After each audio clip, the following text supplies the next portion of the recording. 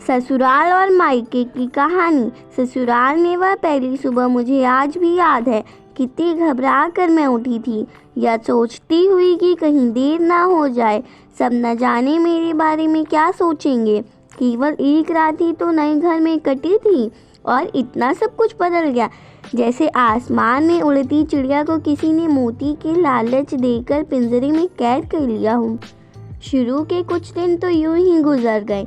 एक दिन हम बाहर घूमने गए। जब हम वापस घर आए तो सासू माँ की आंखों में खुशी तो दिख रही थी, लेकिन केवल अपनी बेटे के लिए। मैंने सोचा कि शायद नया नया रिश्ता है, एक दूसरे को समझने में वक्त लगेगा, लेकिन समय ने मुझे जल्दी ही एहसास करा दिया कि मैं यहाँ बहू हूँ, इसलिए मैं जैसा चाहूँ ऐसा नहीं कर पाऊँगी। कुछ कायदे और मर्यादा है जिसका मुझे पालन करना होगा, जैसे कि धीरे धीरे बात करना, धीरे से हंसना, सबके खाने के बाद खाना खाना। यह सब आदतें मुझे अपने आप आ गई। माँ से भी बात कम होने लगी, जिसकी वजह से मुझे पीहर की याद आने लगी। ससुराल में पूछने पर कहा गया कि अभी नहीं, कुछ दिन के बाद जाना। जिस पति ने शादी के समय कहा था कि आपकी बेटी पास में ही तो है, कभी भी आ जाया करेगी, उसके भी सुर बदल गए। अब मुझे धीरे धीरे समझ में आ गया था कि शादी कोई बच्चों का खेल नहीं है। इसमें केवल घर नहीं बदलता, पूरी ज़िंदगी बदल जाती है। अब मैं कभी भी उठकर अपने पीहर नहीं जा सकती थी, यहाँ तक कि पीहर वालों को भी मुझसे मिलने के लिए पूछ कर आना पड़ता था। पीहर में जोर जोर का हंसना, कभी भी कहीं भी चले जाना, रसोई में से कुछ भी उठाकर खा लेना, अपनी मर्जी का करना, यह सब यादें बनकर रह गईं। अब मुझे समझ में आने लगा था कि क्यों विदाई के वक्त सभी लोग मुझे गले लगाकर रो रहे थे।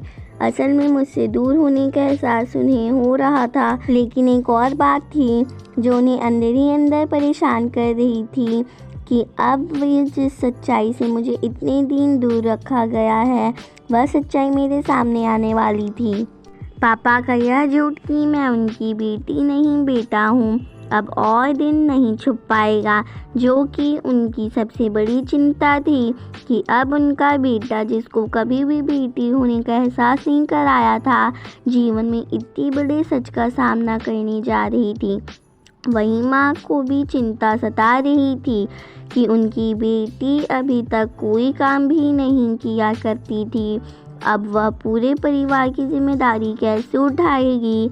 सभी लोग मेरे इस विदाई और पराये होने का दर्द जान रहे थे, सिवाय मेरे, इसलिए वह सभी लोग रो रहे थे।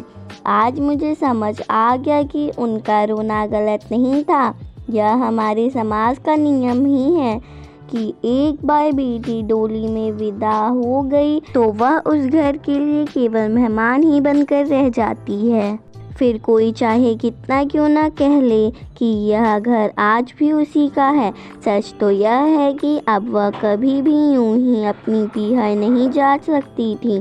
चाहे कितनी भी समस्या और परेशानी क्यों ना आ जाए, मुझे ही हल करना है, हंसते हुए या गम छुपाते हुए।